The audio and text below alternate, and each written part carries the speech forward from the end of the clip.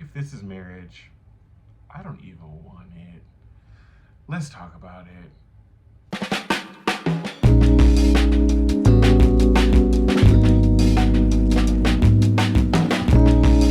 What is up, you guys, and welcome back to Leo Reviews. I'm your boy Leo, and today we are here to review Love and Marriage Detroit, Season 1, Episode 3. And can I just say, another good episode. I have a lot of thoughts and feelings about it, and we gonna get into it because uh Anthony's a lot, Brandon's a lot, Russell's they're all a lot. Before we get into all that, please do all the UCB things: like, comment, subscribe. I'd love to hear you guys' thoughts, and let's get into it.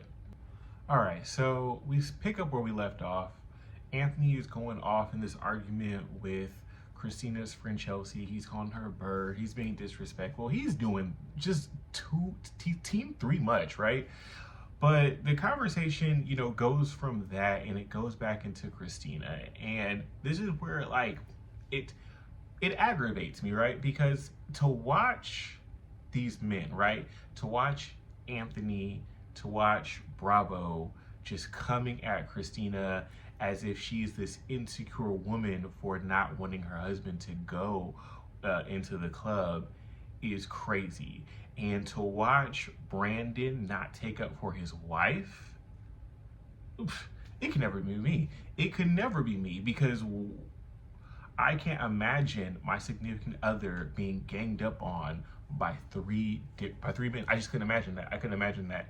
And here's the thing: even if me and my significant other are beefing, y'all can't beef with my person. No, we'll beef on our own time. Don't even beef with them on behalf of me. Just let us handle it. You all needed to mind your business. Y'all are doing a lot. So they end up asking Christina, would she let Brandon go with them to the club that night for business? And Christina once again is just like, I don't understand. Why do y'all keep asking me this? I'm not saying he can't go to the club, but she doesn't want him there. And this sparks a whole thing. Brandon's going off on her. And it now becomes not just Anthony and Bravo coming at Christina. It's now Anthony and Bravo and her husband coming at her, all coming at her at once, calling her insecure, making her the problem, making her the villain in the situation to the point to where she starts crying. Anthony is showing absolutely no signs of caring about how his actions are making his wife feel. Not Anthony, I'm sorry, Brandon. And it gets to the point to where the other men realize, oh, we all done messed up. And that's interesting, right? Because there's one thing about men, right? One thing about men is that men will always cover for each other. But the fact that the rest of them had came together to realize that, oh, Brandon's doing too much, tells you that Brandon was doing absolute too much. In the conversation, Christina says that one of her issues is that the focus is always on Brandon's thoughts, Brandon's career, Brandon's everything. And when it comes to her career, it's always glazed over. When it comes to her career, it's never taken as seriously as his career is. And so when things lag in his career, he tries to make it seem like it's her fault. But when things lag in her career, there's no mention of it. So I honestly understand where Christina's coming from, because if I was her, I would be feeling the same exact way. It's frustrating. Christina ends up making the point where she's not insecure. She could have any man that she wants. And Brandon says, oh, those are fighting words. Like, oh, why would you say that? Which I get that too, because I wouldn't like that too. But honestly, he's right. She's right, bro. Christina is a beautiful woman, and Christina is significantly out of Brandon's league. So she could definitely get whatever man that she wants. And honestly, hell, there would probably be a lot more dudes out there that would probably treat her better. But we don't want to break up a happy home, I guess. I forget that Brandon and Christina live downtown, because they just walked home. And the argument went from just the restaurant to their walk home as well. They're arguing while walking. So in their argument, Brandon says that he's still mad about that comment that she made about she could have any man that she wants. She said that she only said that because she felt like he was trying to make her out to be this insecure person, and she was trying to show that she wasn't. And she feels like he's always making her the scapegoat to all their problems. And Brandon is just not trying to hear her. He is not just trying to hear her. And it gets to a point where he ends up asking me, he's like, do you even want to be in this marriage? And I said, you know what? That's a great question. That's a great question. And it's very clear that she does want to be there. But my real question is, Brandon, do you want to be there? Because a lot of times you act like you don't like your wife. It's like you love her, but you don't like her. And you don't consider her thoughts. You don't consider her feelings whatsoever. After the event, it's Latoya and Anthony, and they're packing their car up, and Latoya is obviously upset. She says that she's embarrassed. That's not how that was supposed to be. It was a lot. Brandon says that he now realizes that Anthony is not investing in his wife. He's not doing things to help his family, like, at all. And that's when Anthony realized that, oh, this might not all be a Christina thing. This might be an Anthony thing as well. Latoya makes a point. She says, yeah, it was time. We got to get out their business. It's let them handle them. And I think that's a good point. You know, I'll say this about Latoya. I like her a lot. I think about her demeanor reminds me a lot of Kimmy from Love and Marriage Huntsville. But I will say the biggest difference between Latoya and Kimmy is that Kimmy more so speaks her mind. I feel like Latoya is so hard pressed and so focused on, you know, letting her husband feel like he's the head of the household, that I feel like she oftentimes doesn't speak her mind, and when she does, she doesn't say everything that she needs to say. So I feel like, especially that translates for us as viewers too, right? Because I feel like there's so much more that Latoya wants to say and that Latoya probably needs to say, but she's holding back a lot. And I want to, girl, speak up. We want to hear you. So now we have Kobe having breakfast with her parents. Her parents come over for breakfast. Like, remember, her dad is a pastor, her mom is a first lady, and she was a PK. So she's talking to her parents about the whole conversation that she had with Russell and how she was upset by the fact that he just went to divinity school without talking to her about it. And her parents are trying to tell her that, oh, this situation with divinity school, God told him to do it. So that's what he was just doing what God told him to do. And I feel like her thing is like, she doesn't want to take away from whatever message that they feel like God is giving him, but she wants him to communicate with her. Kobe's dad ends up telling her that as a wife, she should try to look at her husband's perspective and realize that, you know, he probably knew that it was going to be a very hard situation for him to tell her, which is why he didn't. And she should no, because it would have been so much easier just to talk to her about it, and then you wouldn't have drama. If we would have thought 2 steps ahead, just said, hey, we would have had drama in the beginning, but it would be less drama than you're having now. You made it significantly worse. That does not make sense. Marriage is supposed to be a partnership, right? And once again, if you're over here making all these decisions and you're just consistently leaving your partner in the dark, is that person really your partner? Or are they just your subordinate? So we're with Anthony at his production studio, and they're getting ready for like some sort of like photo shoot or this lookbook that they have going on. And all of a sudden, Brandon calls and they start talking about the whole situation. We find out that Brandon actually did not go back home after him and Christina had that argument outside. He's been staying elsewhere, and him and his wife are not talking, and he says he feels like they're separated. And they're having this very long conversation where Anthony is pretty much giving him a pep talk by telling him that he needs to make things right with his wife. And it was annoying, right? And let me explain why. Anthony was literally saying every single thing, not everything, but saying a lot of the things that Christina was telling Brandon. He was literally saying it the exact same way, but it was like Brandon heard it only because it was coming from another man.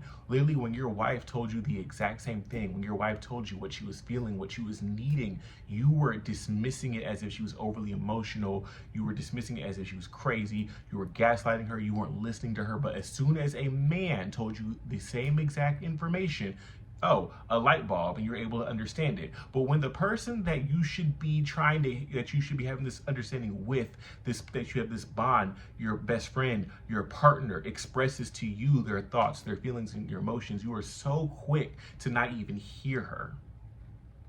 That's a problem, my guy. That's why I say that a lot of men are sexually attracted to women, but emotionally attracted to men, because that whole scene was just wild to me. Christina meets up with her friend Chelsea, and they're getting ready for, I guess, a photo shoot or something that Chelsea has going on, and they start discussing that night. And Christina kind of says the exact same thing that I was thinking. What really bothered her was the fact that it was three men on her, and one of those men that was ganging up on her was her husband. The fact of the matter is that she should not have been there alone having this argument against all these men. She should have literally had her husband should have been sat there and had her back. I just don't know. I don't know. I do hope for the sake of their children and for the sake of their marriage that they can figure it out. And I really hope that Brandon like watches this and kind of sees like his behavior and like the things that he might need to change, and the way that he was moving was just not it.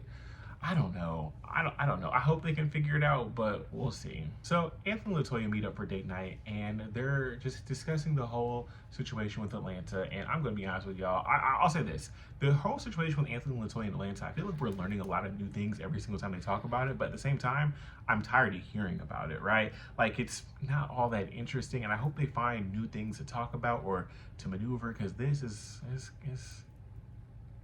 I'm a little bored. I'm a little bored. But so they're talking about this, and we learned that during the time that he was down there in Atlanta, they were going through a lot. It was the pandemic. She was having to work. She had to take care of the kids.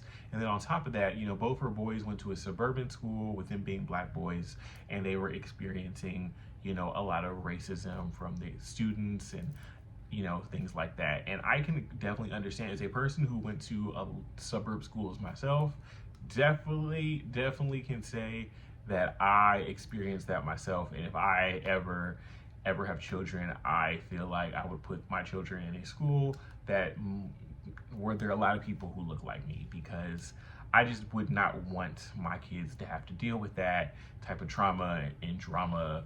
You know, absolutely not. They're having this conversation, and Anthony feels like she wasn't really supportive. And her thing was like, I was supportive, but you were trying to live. You packed up and moved to Atlanta. He says he did not move, but she says he had a house down there and he had packed his stuff. I mean, bro, if you have a whole house in another city and you're living in that whole house, it sounds like you moved to me. Will say I kind of understand just a tiny bit where Anthony's coming from, because I do feel like maybe this what might have been like his dream job, and he feels like he's kind of robbed of it.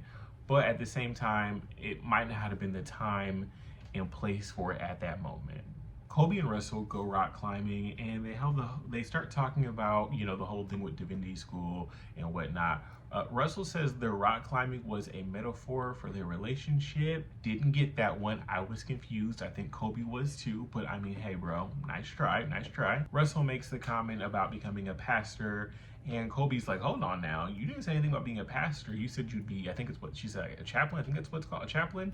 Like, because she said that she'd be okay with him being a chaplain, because that's, you know, a lot less responsibility. But she was not about to have him be a whole pastor, and she said she was not about to be anybody's first lady. So Russell essentially tells her that, you know, they just need to like trust in God, and that God is going to, you know, guide the way. And obviously, and Colby is just not really happy about that. And I kind of get why she's not happy about it. I don't like when a lot of people do what Russell's doing, because in my opinion, it's a manipulation tactic. I'll say this: I feel like people should worship God how, like, you know, in the way that works best for them.